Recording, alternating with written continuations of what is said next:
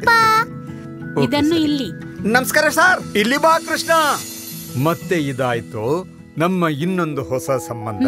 ಆದ್ರೆ ಅಪ್ಪ, ಮಷೀನ್ ಜೊತೆ ಸಂಬಂಧ?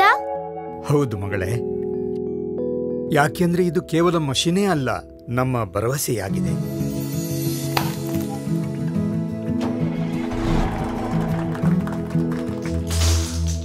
ಅಪ್ಪ, ಏನಾಯ್ತು? ಅಪ್ಪ, ಬಿಲ್ಡಿಂಗ್ ಸರಿ ನಿಲ್ಲೋದೇ ಇಲ್ಲ. ಓ ಪ್ರತಿ ಬಿಲ್ಡಿಂಗ್ ನ ಆರಂಭ ಸದೃಢವಾದ ಅಡಿಪಾಯದಿಂದ ಆಗುತ್ತೆ. ಇಲ್ಲಿ ನೋಡು, ಹೀಗೆ. ಮಗಳೇ ಸಪ್ನ, ಏಳು ಏಳು ಏಳು. ನಿನ್ಗೇನೋ ತೋರಿಸ್ಲಿಕ್ಕಿದೆ. ಬಾ ಮಗಳೇ, ಇಲ್ಲಿ ನೋಡು. ಇಲ್ಲೊಂದು ಎತ್ತರವಾದ ಬಿಲ್ಡಿಂಗ್ ನ ಸದೃಢವಾದ ಅಡಿಪಾಯ ತಯಾರಾಗುತ್ತಿದೆ. ಮತ್ತೆ ನಮ್ಮ ಮಷೀನ್ ಆ ಸದೃಢವಾದ ಅಡಿಪಾಯ ಕಟ್ಟುವ ಕೆಲಸ ಮಾಡುತ್ತಿದೆ. ಅಪ್ಪ, ನಾನ್ ದೊಡ್ಡವಳಾದ್ಮೇಲೆ ಹೀಗೇನೆ ದೊಡ್ಡ ದೊಡ್ಡ ಬಿಲ್ಡಿಂಗ್ ಕಟ್ತೀನಿ.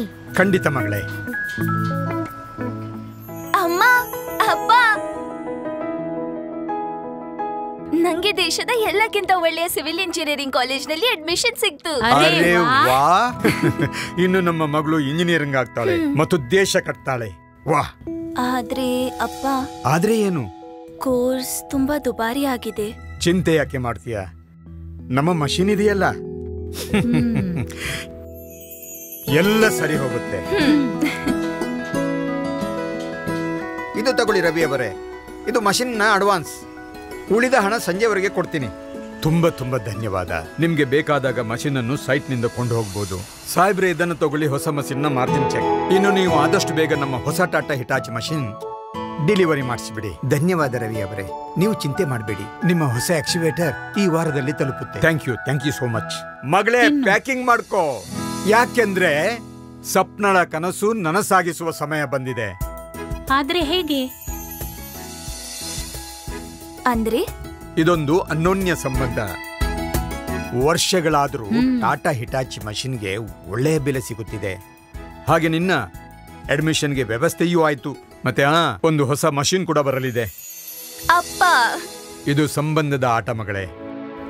ನೀನು ಹೀಗೆ ಮುಂದುವರಿತಾ ಇರು.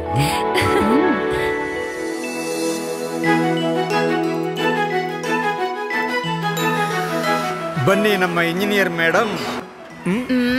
ಇದು ಯಾಕೆ? ಅಪ್ಪ, ಅದು ನನ್ನ ಮೊದಲ ಹೈರೈಸ್ ಪ್ರಾಜೆಕ್ಟ್ ಇಂದು ಪೂರ್ತಿ ಆಯ್ತು. ವಾ, ತುಂಬಾ ಒಳ್ಳೆ ಸುದ್ದಿ.